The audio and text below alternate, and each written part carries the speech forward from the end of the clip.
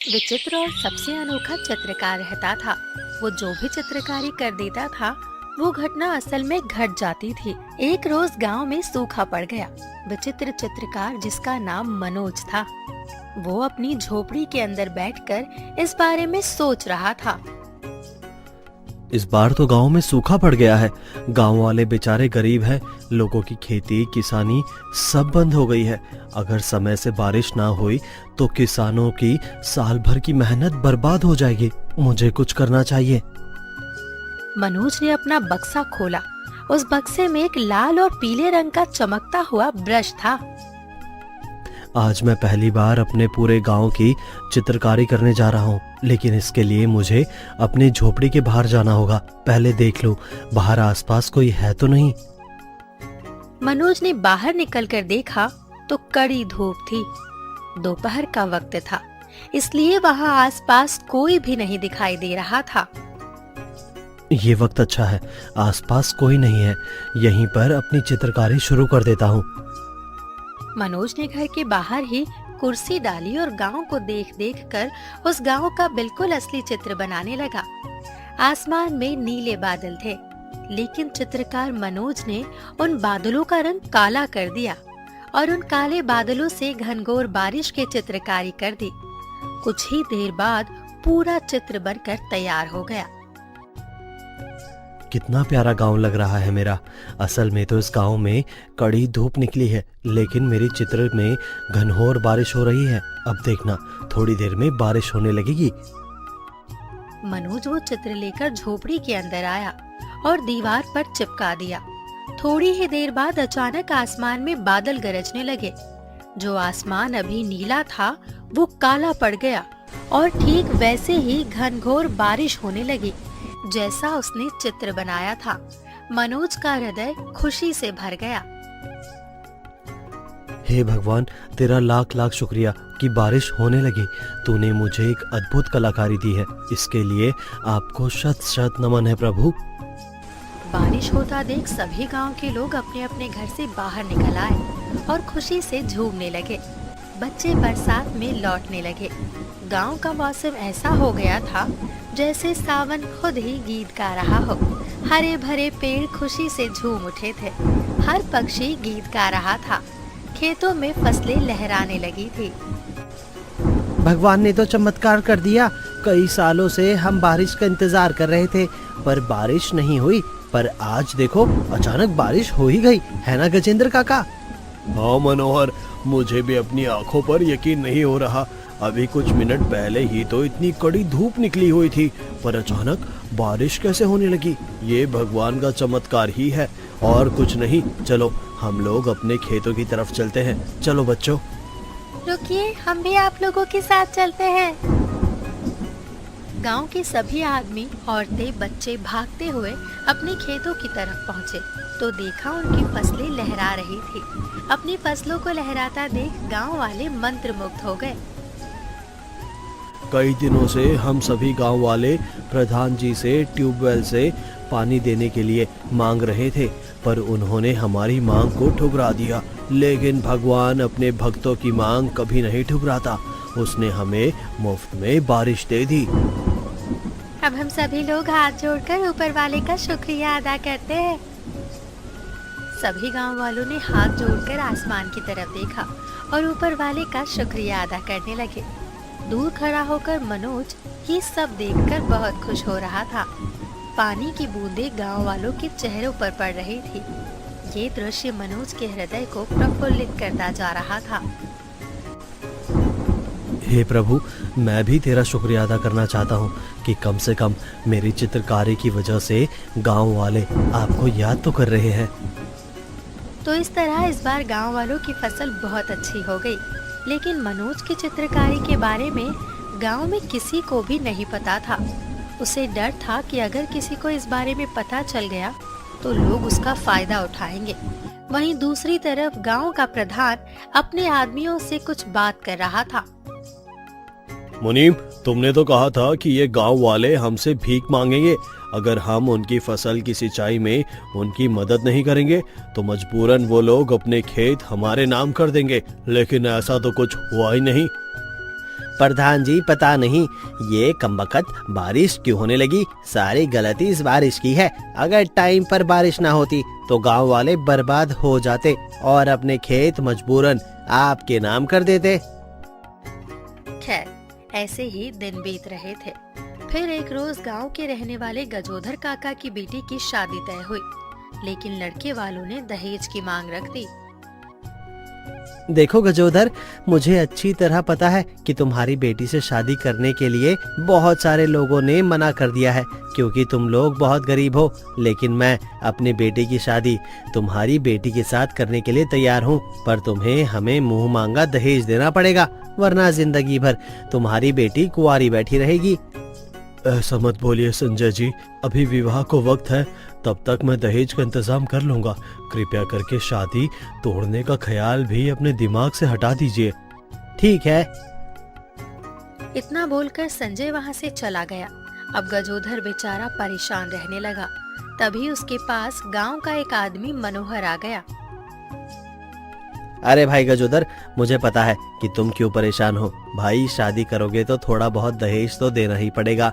इसमें लड़के वालों की कोई गलती नहीं है। ऐसा करो, तुम प्रधान जी से जाकर कुछ मदद मांग लो, वो तुम्हारी मदद जरूर करेंगे। शायद तुम सही कह रहे हो मनोहर। तभी वहाँ से मनोज गुजर रहा था।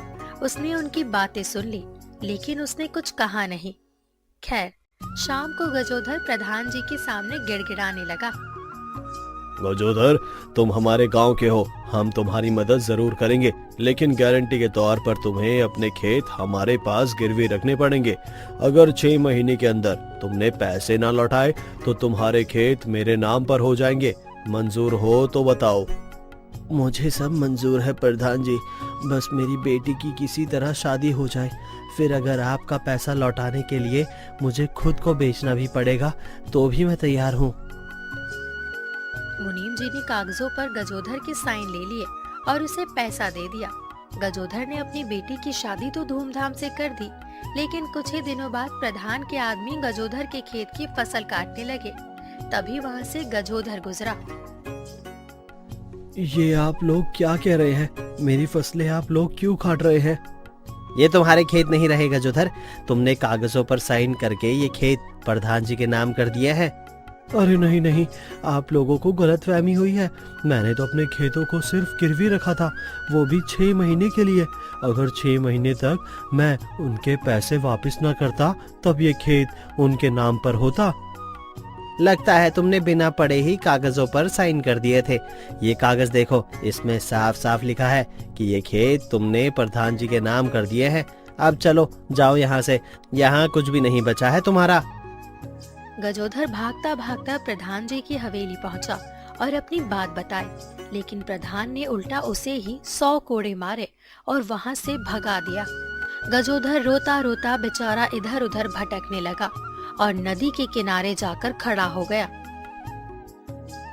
अब मेरे पास कुछ भी नहीं बचा। मेरा अब इस दुनिया में कोई काम नहीं है। ऊपर वाले, मैं आ रहा हूँ तेरे पास। गजोधर नदी में कूदने जा ही रहा था कि तभी वहाँ पर मनोज आ गया और उसने उसे बचा लिया। अरे गजोधर काका, ये आप क्या करने जा रहे थे? क्यों बचाया तुमने मुझे मनोज बेटा? मेरी तो जिंदगी ही नरक हो गई है, कुछ भी नहीं बचा अब। गजोधर ने सारी बात मनोज को बता दी। आप मेरे साथ मेरे घर चलिए, मैं आपकी समस्या आज ही दूर कर देता हूँ। चलिए मेरे साथ। मनोज गजोधर को अपने साथ अपने घर ले आया। वहाँ पर वो एक चित्रकारी करने लगा जिसमें ढेर सारा धन था। देखते ही देखते अचानक उसने चित्र में नोटों के जितने बंडल बनाए थे वो सारे नोटों के बंडल जादू से बाहर निकल आए। गजोधर हैरान हो गया। काका, वो लो पैसे, इन पैसों से तुम दूसरे खेत खरीद लेना, अपना घर भी बनवा लेना और अपनी जिंदगी सुकून से बिताना। मनोज बेटा, तुम तो एक साधारण इंसान थे, पर ये सब क्या है? कोई चमत्कार आता है क्या तुम्हें? काका, आप तो जानते ही हैं कि मेरे पिता बहुत अच्छे चित्रकार थे। उन्होंने ही मरते समय मुझे ये कला सिखाई थी और ये जादुई ब्रश भी दिया था। इस ब्रश से मैं जो भी चित्रकारी करता हूँ वो घटना असल घट जाती है। कुछ दिनों पहले जब गांव में बारिश नहीं हो रही थी तो मैंने ही अपनी विचित्र चित्रकारी के जरिए गांव में बारिश कराई थी, जिससे गांव वालों की फसलें लहराने लगी थी। जब मनोज उन्हें ये सब बता रहा था तो खिड़की से प्रधान का एक आदमी चुपके से ये सब सुन रहा था। उसने भागकर सारी बातें प्रधान जी को बता दी।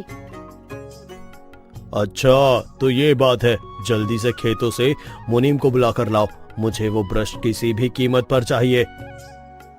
वहीं दूसरी तरफ गजोधर काका ढेर सारे पैसे पाकर बहुत खुश हुए और पैसे लेकर चले गए। वहीं करीब आधी रात को मुनीम अपने कुछ आदमियों के साथ चुपके से मनोज की झोपड़ी के अंदर घुस गया।